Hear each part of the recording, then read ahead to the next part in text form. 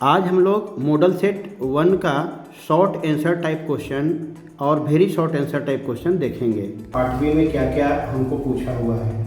तो सबसे पहले यहाँ देखिए दिया है लाभ हानि विनियोजन खाता क्या है, what is profit and loss appropriation account. तो देखिए दो तरह का अकाउंट होता है, एक होता है पीएल अकाउंट और दूसरा होता है profit and loss appropriation account. तो देखिए जो पीएल अकाउंट होता है ना, उसमें क्या होता है कि पहले जो भी प्रॉफिट आपको दिया रहता है क्वेश्चन में या कहीं पर भी उसको लिख दिए जितना भी दिया हुआ है, और आउटसाइडेड लायबिलिटी जितना भी होता है, जैसे कंपनी का, पार्टनर का नहीं कंपनी का, जैसे मान लीजिए कि टैक्स दिए, डिविडेंड दिए या इंटरेस्ट ऑन लोन, सपोज मानिए इंटरेस्ट ऑन लोन, बाहरी आदमी को लोन पर इंटरेस्ट दिए, ये सारा चीज़ को हम लोग दिखा देंगे यहाँ पर। उसके बाद जो यहाँ पर मेरा प्रॉफिट आएगा, सपोज मान लीजिए इसको जोड़ करके जो प्रॉफिट आएगा वो एप्रोप्रिएशन अकाउंट में ट्रांसफर करते हैं। तो पीएल अकाउंट एक ऐसा अकाउंट है जिसमें हम लोग उन आइटम को दिखाते हैं जो कंपनी साइड से होता है, पार्टनर साइड से नहीं होता है। बट पीएल एप्रोप्रिएशन अकाउंट क्या होता है, एक ऐसा अकाउंट होता है, इसको थोड़ा डिटेल इसलिए बता रहे हैं कि इसका प्रैक्टिकल में भी काम आपको आएगा। यहाँ पर हम लोग ये जो पीएल अकाउंट है ना, इसका बैलेंस को दिखाते हैं जो भी है, और पार्टनर्स का जो भी खर्चा होता है, जैसे मान लीजिए पार्टनर को इंटरेस्ट देना है हमको, तो यहाँ पर इंटरेस्ट ऑन कैपिटल, पार्टनर मान लीजिए ए है बी है, दोनों को इंटरेस्ट कुछ न कुछ दे ही रहे होंगे, उसको दिखा दिए। किसी पार्टनर को सैलरी दे रहे हैं तो पार्टनर का सैलरी को भी दिखा दिए, इसको हम लोग दिखाते हैं, ठीक है। और इसके बाद जो भी अगर मान लीजिए मेरा इधर का क्रेडिट का बड़ा है तो यहाँ फायदा आएगा, तो इसको पार्टनर्स के कैपिटल अकाउंट में ट्रांसफर कर देते हैं। तो अब तो एक लाइन का एक नंबर का क्वेश्चन है ये, तो नहीं ये 2 नंबर का क्वेश्चन है, तो 2 नंबर का क्वेश्चन है।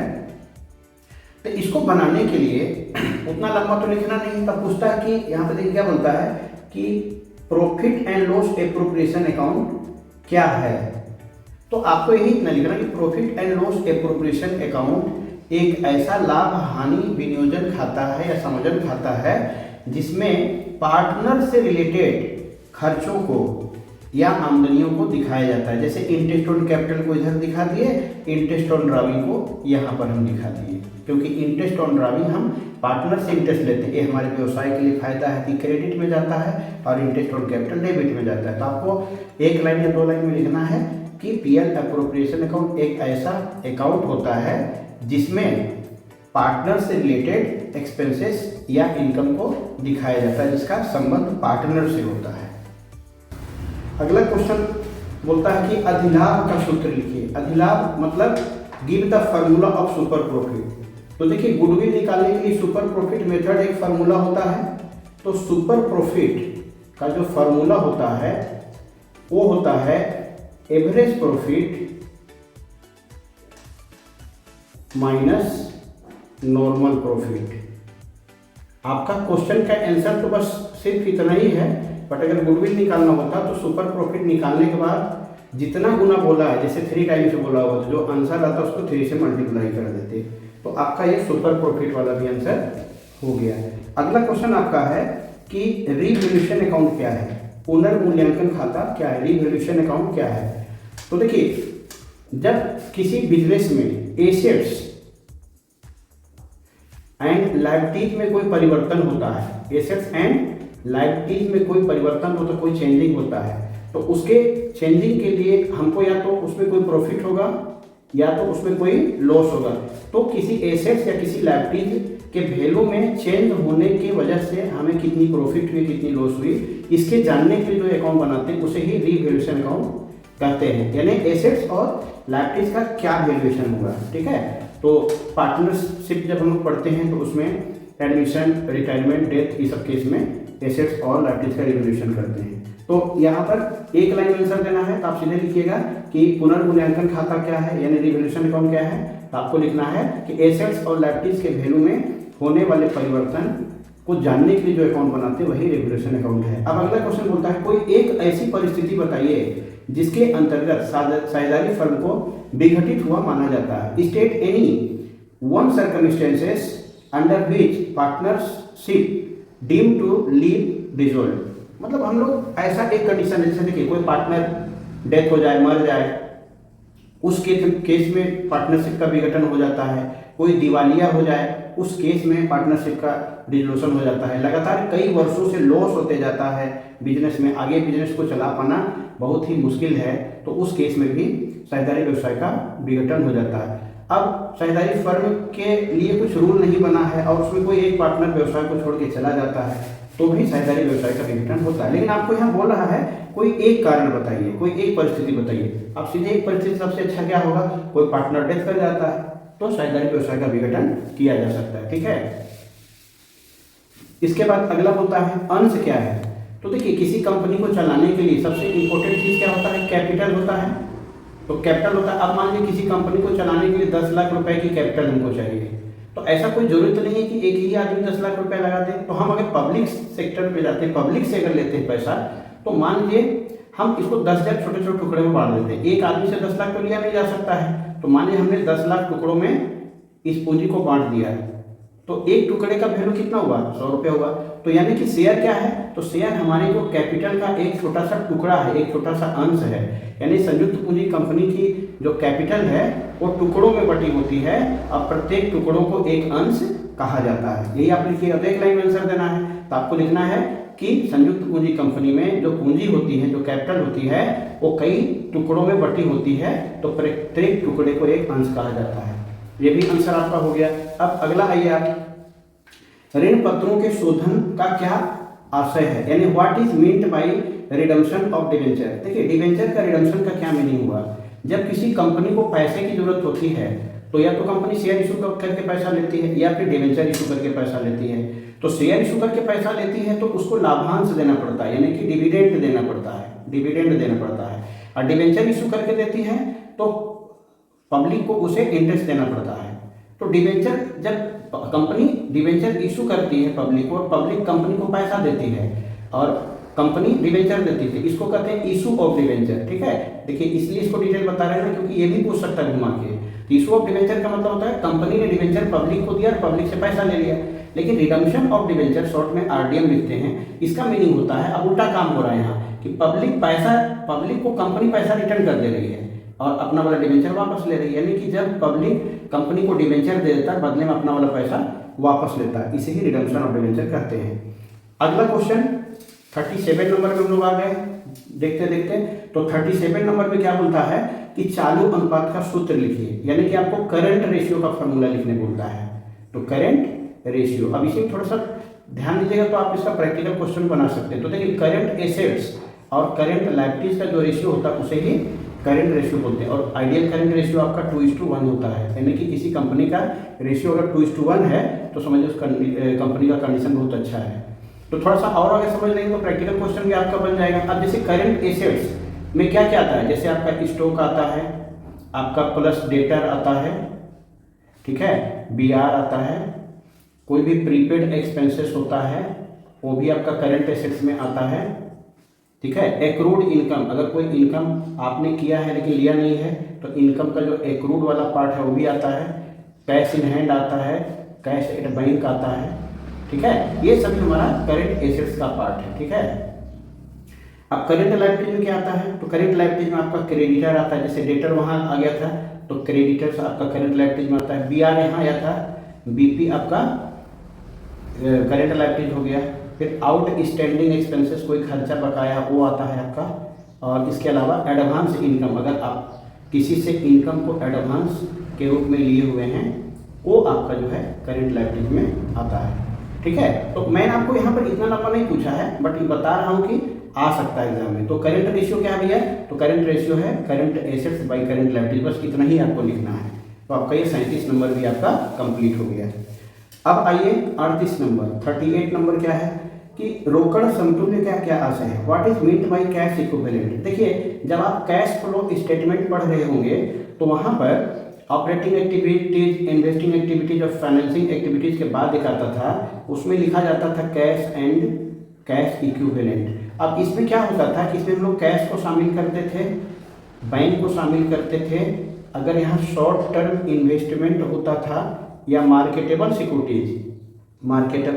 सिक्योरिटीज होता था उसको लेते थे, और अगर बैंक ओडी होता था ना तो उसको हम लोग माइनस कर देते थे। तो ये cash, bank, short term investment और मार्केटेबल सिक्योरिटीज को जोड़कर बैंक ओडी को माइनस कर देते थे। तो इसी को ना कैश एंड कैश इक्विवेलेंट माना जाता है। इसका जो रिजल्ट आता था ना उसे ही कैश एंड कैश इक्विवेलेंट कहते थे। तो देखिए ये आपका पहला जो सेक्शन था जिसमें 30 ऑब्जेक्टिव था, और इसमें देखिए 8 क्वेश्चन था, एक लाइन वाला जिसमें 6 बनाना था, तो 8 मैंने बता दिया।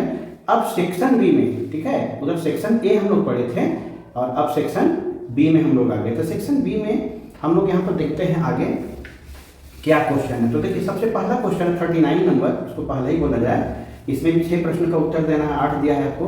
त्याग और प्राप्ति अनुपात में कोई 3 अंतर बताइए। देखिए सबसे पहली बात कि सेक्रीफाइसिंग रेशियो बोल रहा है, what is difference between sacrificing ratio and gaining ratio. तो देखिए 3 अंतर बताने के लिए बोल रहा है ना। तो देखिए सबसे पहला अंतर तो यह होता है कि सेक्रीफाइसिंग रेशियो का जो फार्मूला होता है वो होता है old ratio minus new ratio, ये फार्मूला होता है। तो पहला अंतर तो आप इससे निकाल लिए। दूसरा अंतर क्या होता है, सेक्रीफाइसिंग रेशियो तब बनाया जाता है जब कोई पार्टनर एडमिशन लेता है, यानी कि 2 पार्टनर थे एक और आ गया तो सेक्रीफाइस करता है बाकी पार्टनर। और गेनिंग रेशियो तब निकाला जाता है जब कोई पार्टनर रिटायर होता है या किसी पार्टनर की डेथ हो जाती है, तब जो है वो आपका गेनिंग रेशियो निकाला जाता है।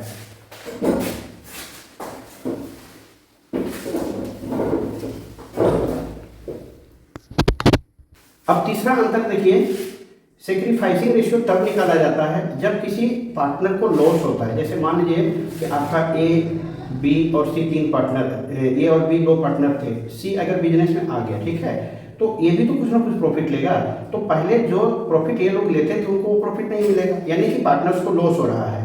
लेकिन गेनिंग रेशियो में क्या होता है, किसी न किसी पार्टनर को प्रॉफिट होता है। सपोज मान लीजिए कि ए, बी और सी 3 पार्टनर थे, इसमें बी रिटायर हो गया है, तो बी कुछ ना कुछ तो हिस्सा जरूर ही ले रहा होगा। अब बी के रिटायर होने के बाद इसका जो हिस्सा जो बी ले रहा था वो हिस्सा ए और सी को मिलेगा, या केवल ए को मिलेगा तो केवल ए को गेन होगा, केवल सी को मिलेगा केवल सी को गेन होगा, और अगर दोनों को मिलेगा तो दोनों को गेन होगा। तो हम कह सकते हैं कि सेक्रीफाइसिंग रेशियो में लॉस होता है और गेनिंग रेशियो में किसी न किसी को प्रॉफिट होता है। तो देखिए ये भी क्वेश्चन का आंसर आपने आराम से कर लिया।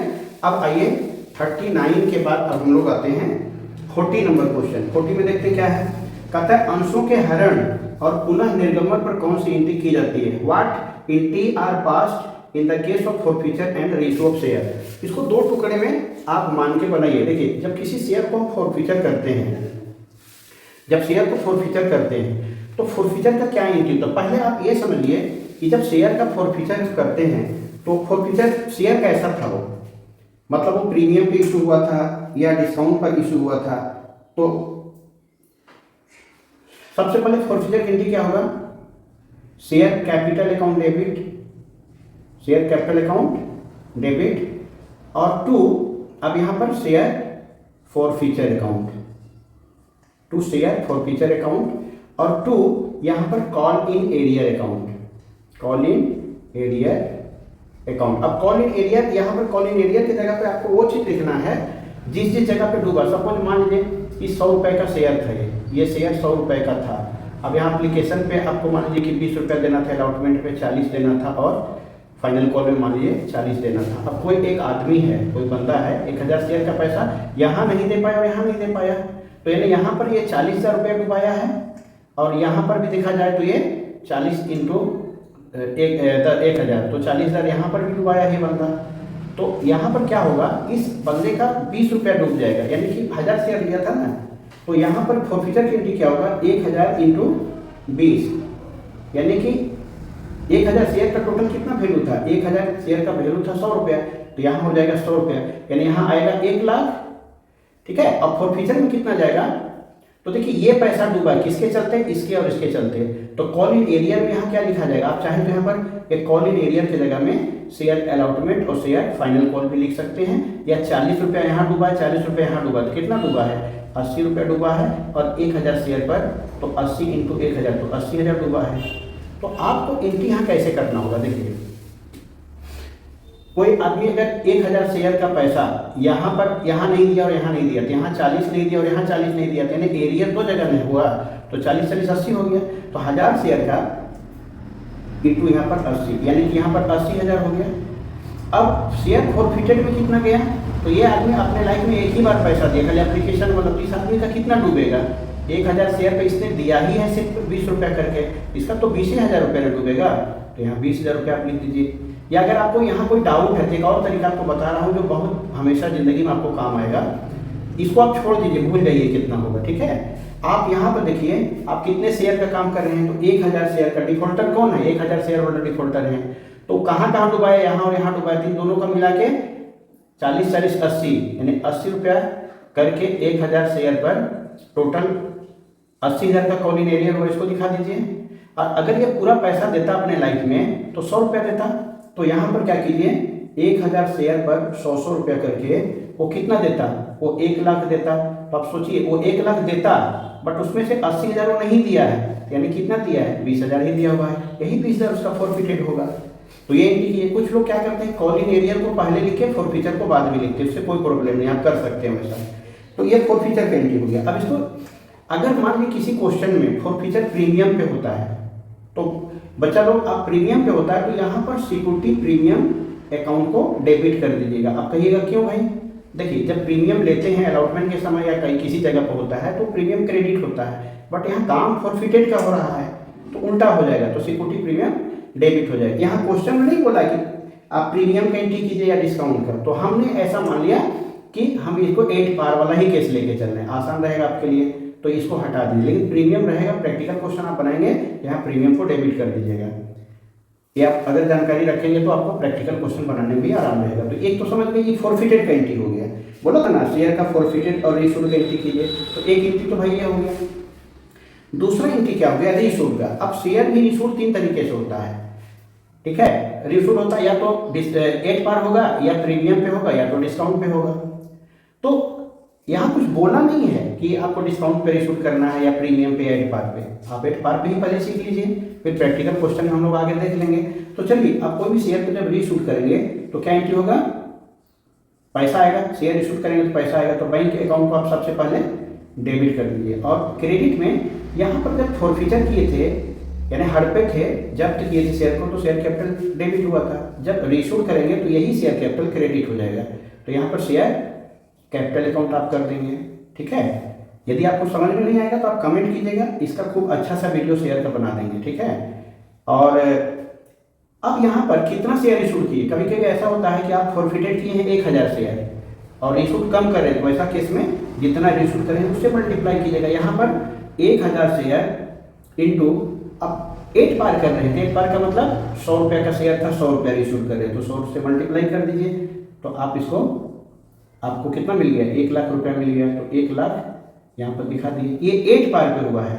अगर यही शेयर डिस्काउंट पे होता ना, तो यहाँ डिस्काउंट नहीं लिखा था, यहाँ शेयर फॉरफिचर लिखा था। आप समझने के लिए ब्रैकेट में डिस्काउंट डाल सकते हैं, यहाँ जितना डिस्काउंट होता लिख देते आप। और अगर यही शेयर प्रीमियम पे इशू होता ना, तो ये डिस्काउंट वाला हटा देते आप, यहाँ पर नीचे में आप सिक्योरिटी प्रीमियम लिख देते, जितना रुपया भी प्रीमियम होता है यहाँ दिखा देते, फिर दोनों को जोड़ के यहाँ दिखा देते।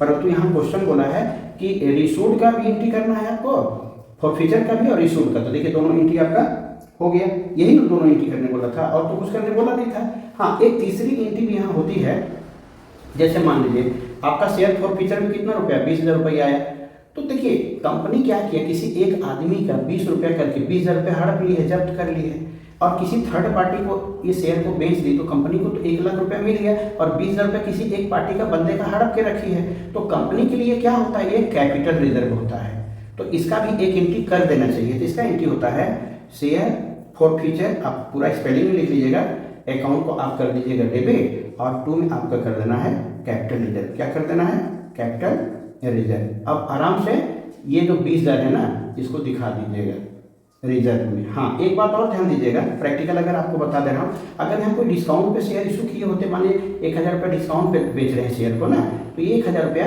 ये आपका 20,000 रुपया कंपनी के पास फायदा था, तो 1,000 डिस्काउंट कंपनी दे दी है, तो 19,000 रुपया ना उसका कैपिटल रिजर्व में जाएगा, अगर ऐसा रहेगा तो। बट यहाँ आपको क्वेश्चन सीधा सा दिया है, देखिए कितना बढ़िया लिखा है कि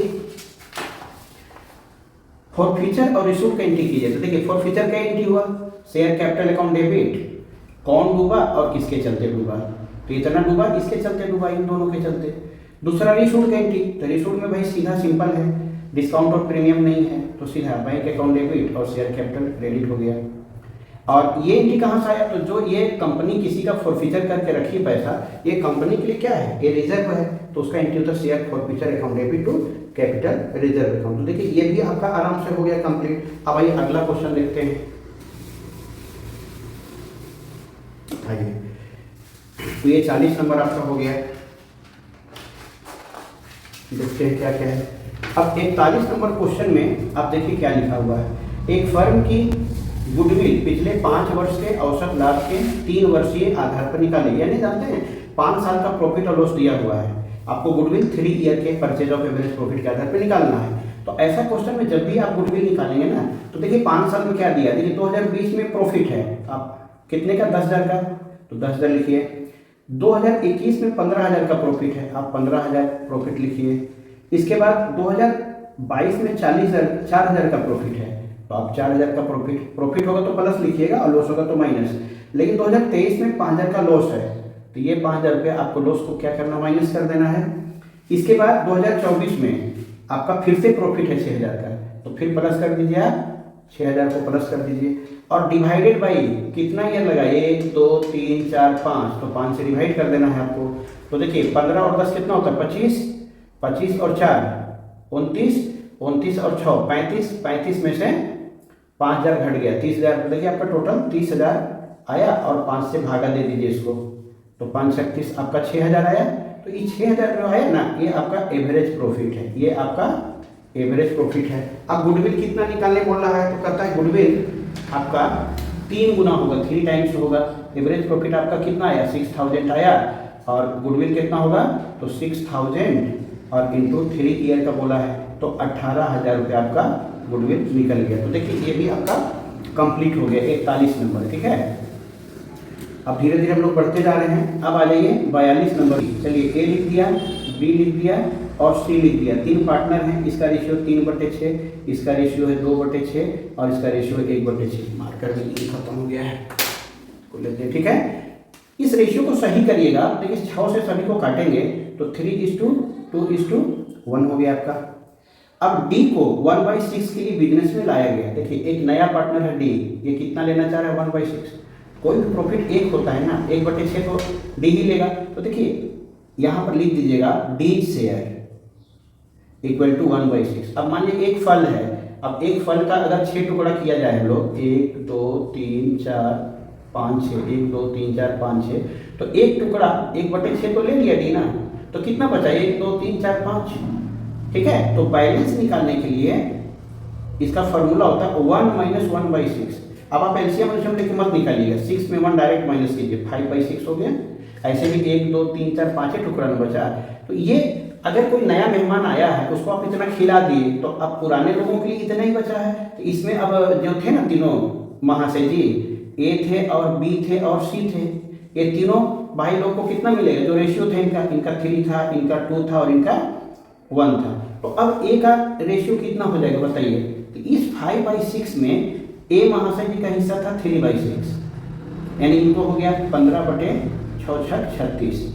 बी का कितना हो गया भाई, तो बी का यही 5/6 में महाशय जी बी का हिस्सा कितना था, 2/6 था, तो 5 दूना 10, 10/6 = 36 हो गया। सी का कितना हुआ भाई, तो ये 5/6 में महाशय जी सी का हिस्सा था 1/6, तो 5/36 इनका हो गया। तो अब NPSR new profit sharing ratio में ए का, बी का, सी का और डी का क्या रेशियो होगा भाई, तो ए का अभी नया आ गया 15/36, बी का आ गया 10/36 और सी का आ गया 5/36 और डी का तो बपौती है 1/6, ये तो आया ही था 1/6 के लिए। तो ये जो सबके नीचे एलसीएम है ना 36, सबको मल्टीप्लाई कर दीजिए आप। देखिए 15/36 को भी 36 से मल्टीप्लाई कीजिए, 10/36 को भी 36 से मल्टीप्लाई कीजिए और 5/36 को भी 36 से मल्टीप्लाई कीजिए, 1/6 को भी। ये जो एलसीएम आपका निकल रहा है यही आएगा। इससे क्या होगा, रेशियो सरल हो जाएगी। ये देखिए ये सब कट जाएगा आपका, ये कट जाएगा, ये 6×6 = 36 यहाँ कट गया। तो सही रेशियो क्या आया? 15:10:5:6। अब क्या ये छोटा हो सकता है? ये छोटा नहीं हो सकता। तो जब छोटा नहीं हो सकता है तो ये आंसर हो जाएगा 15, 10, 5 और 6। तो ये आपका आंसर हो गया। इसको डिटेल इसलिए बता रहा हूँ ना ताकि आपको समझने में दिक्कत नहीं हो। थोड़ा लंबा बनेगा वीडियो या एक टुकड़ा और करके बनाऊंगा, लेकिन आपको समझ में आना चाहिए। चलिए ठीक है, ये भी आपका कंप्लीट हो गया, 42 भी हो गया। अब अगला क्वेश्चन आपका क्या है? 43 नंबर क्वेश्चन देखिए, कहता है कि एक कंपनी है, इधर से बनाते हैं, थोड़ा लंबा लगेगा इसका क्वेश्चन। आप देख लीजिए कि एक कंपनी है एक्स लिमिटेड कंपनी, 100 रुपए वाले 4008% डिवेंचर 10% प्रीमियम पर इशू कर रही है। अब यहाँ एप्लीकेशन पे 20 रुपया और शेष, हाँ, जिन पर 20 रुपया आवेदन पर और शेष प्रीमियम सहित आवंटन पर 500 रुपया डिवेंचर इशू एक्सपेंसेस के रूप में लगा है। तो कहने का मतलब कंपनी क्या करी, देखिए कंपनी के पास 4000 डिवेंचर है, 4000, 8% डिवेंचर। डिवेंचर में उसका टाइटल भी दिया रहता है। शॉर्ट में डिवेंचर को हम लोग DVS लिखते हैं, कोई दिक्कत नहीं है, लिख सकते हैं आप। चलिए अब ये तो आपने कर दिया। अब यहाँ कहता क्या है कि 10% प्रीमियम पर, तो इसका रेट कितना भाई? पहले डिवेंचर का रेट आपको देखना होगा ना। तो 100 रुपया करके है, तो देखिए 4000 डिवेंचर है इंटू 100 रुपया है, तो इसका फुल फेज में वैल्यू देखा जाए तो 4 लाख हुआ, याद रखिएगा। लेकिन ये जो 100 रुपया कंपनी मांग रही है ना, इसमें 10% प्रीमियम है। तो 10% प्रीमियम हो तो भाई 10% प्रीमियम हो तो 10 रुपये हो, 100 रुपये का 10, तो 10 रुपये होगा। अब एप्लीकेशन पे कितना ले रहा है? 20 रुपये ले रहा है। तो बाकी पैसा तो अलॉटमेंट पे ही ले रहा है ना, प्रीमियम सहित। तो देखिए 110 हो रहा है, तो यहाँ कितना ले रहा है? 110 में 20 घटा दीजिए, तो यानी कि यहाँ पर 90 रुपया ले रहा है, जिसमें 10 रुपया प्रीमियम और साथ में 80 रुपया ओरिजिनल, यानी कि 80, 20, 100, 110 रुपया। यही कहानी है। तो देखिए जब कोई डिवेंचर या शेयर इशू होता है तो सबसे पहला एंट्री क्या होता है? तो यहाँ पर आपका एंट्री होगा, बैंक अकाउंट को आप कर देंगे डेबिट, और 2 यहाँ पर डिवेंचर का टाइटल था 8% डिवेंचर्स, थोड़ा शॉर्ट में लिख रहे हैं, एप्लीकेशन अकाउंट। अब कितना एप्लीकेशन पे था? 20 रुपया था। तो देखिए 4000 डिवेंचर था और एप्लीकेशन वैल्यू 20 रुपया था, इन दोनों को मल्टीप्लाई कर लीजिए आप, तो 80,000 रुपया at the time of application company को मिल गया। नरेशन लिखना हो लिख लीजिएगा आप अपने से।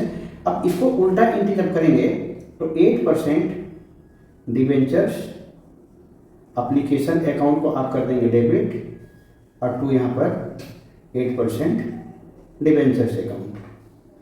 यहाँ 8% डिवेंचर्स कैपिटल नहीं लिखा जाता है, तो यहाँ पर डिवेंचर्स एप्लीकेशन के सामने जो भी अमाउंट आपको नजर आ रहा है वही वाला अमाउंट यहाँ पर आपको चढ़ा देना है। ठीक है। अब सेकेंड फेज में एंट्री हम लोग अलॉटमेंट का करते हैं। अलॉटमेंट की एंट्री क्या होगा? 8% डिवेंचर्स अलॉटमेंट, शॉर्टकट इसका भी लिख सकते हैं, ऐसे समझ जाइएगा। अलॉटमेंट अकाउंट यहाँ पर डेबिट हो जाएगा, और 2 8%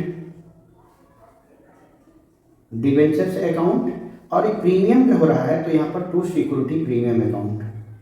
अब देखिए ध्यान दीजिए, 80 रुपये डिवेंचर का वैल्यू हो गया, तो 4000 डिवेंचर पर यहाँ 80 से मल्टीप्लाई होगा, तो यहाँ पर 3,20,000 हो गया।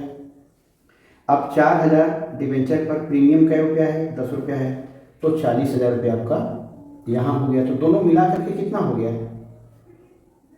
4 लाख रुपया हो गया। ठीक है, यानी याद रखिएगा प्रीमियम आपका 40,000 रुपया हुआ है। तो अब इसका एंट्री कैसे कीजिएगा? तो बैंक अकाउंट आपका हो जाएगा डेबिट, और 2 यहाँ पर हो जाएगा 8% डिवेंचर्स अलॉटमेंट अकाउंट। पैसा यहाँ कौन सा आएगा पता है? देखिए ये जो डिवेंचर अलॉटमेंट के सामने आंसर आया ना, ये 4 लाख का एंट्री यहाँ होगा, तो यहाँ आपको 4 लाख दिखा देना है। लेकिन इस क्वेश्चन में बहुत ही अच्छी बात क्या दिया है, देखिए यहाँ बोलता है कि 500 रुपया डिवेंचर इशू एक्सपेंसेस भी हुआ है। चलिए तो इसका एक एंट्री और आप सीख लीजिएगा। डिवेंचर इशू एक्सपेंसेस का क्या एंट्री करना होता था, देखिए। तो यहाँ होता है debentures issue expenses account debit, to bank account. Debenture को इशू करने में जो खर्चा हुआ है ना, उसका एंट्री कर लीजिए। अब देखिए 500 रुपये डिबेंचर को इशू करने में खर्चा हुआ, तो यहाँ पर debenture issue expenses account debit 500 और टू बैंक अकाउंट 500 कर लिए। अब एक बात याद रखिएगा, डिबेंचर को इशू करने में जो एक्सपेंसेस हुआ है, तो वो जो प्रीमियम का पैसा मेरे पास आया हुआ ना, प्रीमियम तो हमारे लिए फायदा है, ये 40,000 रुपये आया है, इससे रिटर्न ऑफ होता है, इसको भुलाइएगा नहीं। तो इस जो डेबिट हुआ ना 500 रुपये का नुकसान, इसको हमको मेकअप करना है ये सिक्योरिटी प्रीमियम से। तो रिटर्न ऑफ करने के लिए ये सिक्योरिटी प्रीमियम जो हमारा क्रेडिट था, इस सिक्योरिटी प्रीमियम अकाउंट को आप कर दीजिएगा डेबिट, और जो यहाँ पर डिबेंचर्स का इशू करने का एक्सपेंसेस हमारा हुआ था वो क्रेडिट हो जाएगा 500 से, ठीक है। तो ये एंट्री हुआ, तो कितना एंट्री हुआ, एक हो गया, देखिए एप्लीकेशन वाला 2 एंट्री हो गया, अलॉटमेंट के समय 2 एंट्री हो गया, तो 4 एंट्री। अब ये 5 एंट्री हो गया डिबेंचर इशू एक्सपेंसेस का, छठा ये एक्सपेंसेस को रिटर्न ऑफ करने के लिए। तो 6 एंट्री में आपका ये क्वेश्चन कंप्लीट हो जाएगा, जो कि क्वेश्चन आपका ये 43 नंबर था। तो ये भी आपका देखिए कंप्लीट हो गया। धीरे धीरे हम लोग कंप्लीट करते चल रहे हैं।